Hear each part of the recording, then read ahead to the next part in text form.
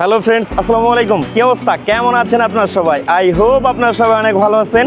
আলহামদুলিল্লাহ, আমি অনেক ভালো আছি। তো আজকে কোথায় আছি বলেন তো? আজকে আছি হলো এই সুবিশাল ঢাকা মাওয়া হাইওয়েতে, যাইতেছি পদ্মা সেতু দেখতে।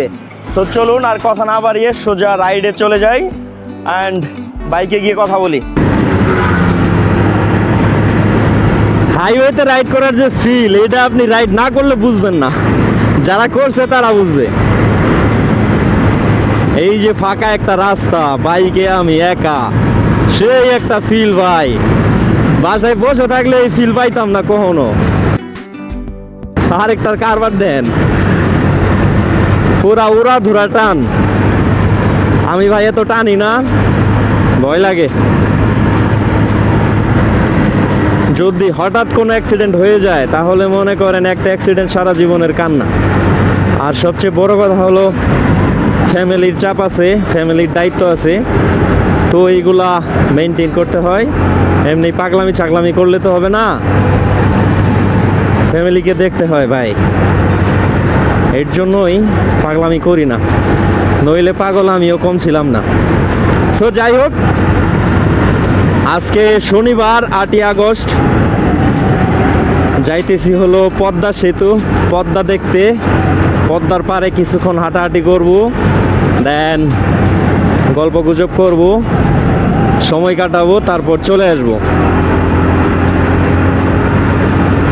এই যে ঢাকা মাওয়া হাইওয়েটা, সেই একটা রাস্তা ভাই, সেই একটা রাস্তা। মানে এটা বলাই বাহুল্য, এটা না বললে থাকতে পারলাম না। একদম আপনি ঢাকা থেকে যে বের হবেন, বের হওয়ার পর ব্রেকে চাপ দেওয়া লাগবে না, আর কোনো গ্যাপ নাই, একদম ক্লিন, একদম নিট অ্যান্ড ক্লিন।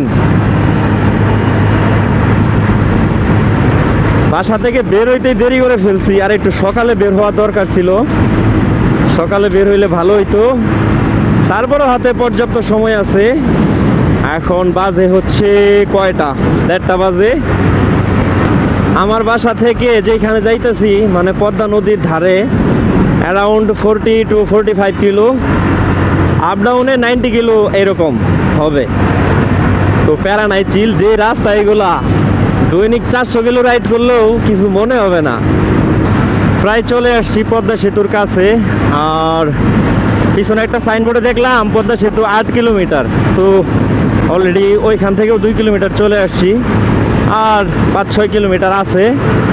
সো যাই, পদ্মার ধারে গিয়ে আজকে আড্ডা দিব আপনাদের সাথে।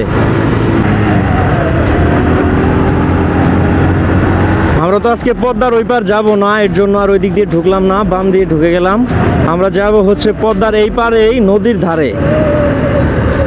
আসলে আমি নদীটা দেখতেই আসছি। চলো না ঘুরে আসি অজানাতে, যেখানে নদী এসে থেমে গেছে।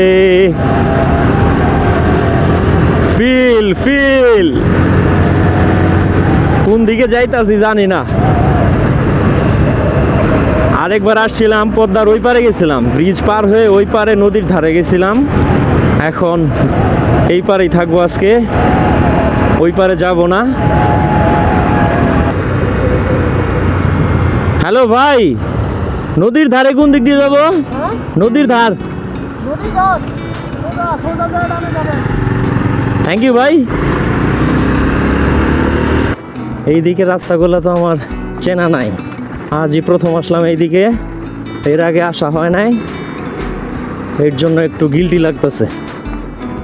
দেখি যাই, এই রাস্তায় মনে হয় ব্রিজের গোড়ায় নিয়ে গেছে, যাইতে থাকি যত দূর যাইতে পারি।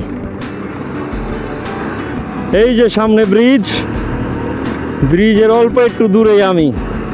সো ফ্রেন্ডস, অনেক রাইড করার পর, প্রায় 50-60 কিলো রাইড করার পর আমি আমার কাঙ্ক্ষিত জায়গায় এসে পৌঁছাইছি অবশেষে।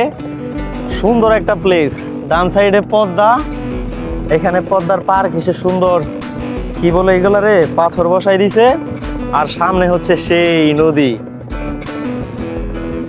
অসাধারণ একটা ভাইব, সেই ভালো লাগতেছে। এই জায়গার জন্যই বাসা থেকে বের হইছিলাম। এখন আমি এই জায়গায় তো এইখানে কিছুক্ষণ সময় কাটাবো, তারপর চলে যাব বাসার দিকে।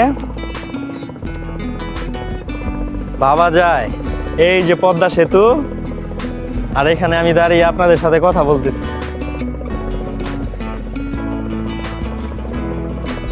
বাতাস খাইতেছি, মুক্ত বাতাস, অনেকদিন খাই না। ব্লগ বসাই দিছে একদম। এই যে সামনে পদ্মা ব্রিজ, আর আমি পদ্মা ব্রিজের একটু সাইডেই হাঁটতেছি, আপনাদের সাথে কথা বলতেছি। আর ওইদিকে যাওয়া যায় না, এই যে রেড লাইন, এটা ক্রস করা যায় না। ওনারা বললো আর কি, গেলে যাওয়া যাবে, কিন্তু যাব না, যেহেতু মানা করছে, আর যাওয়ার দরকার নাই।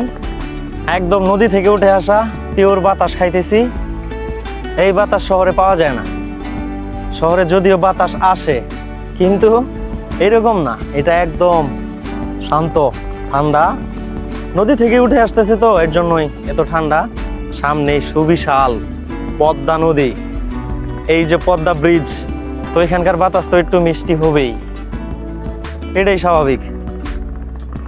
একদম নদীর তলা থেকে ব্লক বসায় এদিকে অনেক দূর পর্যন্ত গেছে, সো ভাঙার কোনো চান্স নাই। আর আমার পিছনে যেগুলো দেখতেছেন, এগুলা হচ্ছে মানুষের বসত বাড়ি, এগুলা মানুষে থাকে আর কি। এদিকে লোকাল মানুষ। এই যে বাইক রাখছি এখানে, বাইক এখানে আনা যায় না, পিছনে একটা ড্রেন আছে, ড্রেন দিয়ে ওঠানো খুব কঠিন, তো কষ্ট মষ্ট করে উঠাইলাম, উঠাই নিয়ে আসলাম এখানে।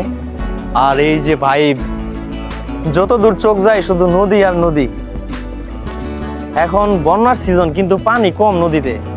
তো ফ্রেন্ডস, এই ছিল আজকের ব্লগ, পদ্মা নদী ব্লগ। সো আজকের ভিডিও এখানে শেষ করব। সবাই ভালো থাকবেন, সুস্থ থাকবেন, অ্যান্ড ভিডিওটি ভালো লাগলে একটি লাইক করে দেবেন, কমেন্টে জানাবেন কেমন হয়েছে, আর চ্যানেলটি অবশ্যই সাবস্ক্রাইব করবেন। সো সবাই ভালো থাকেন, টাটা।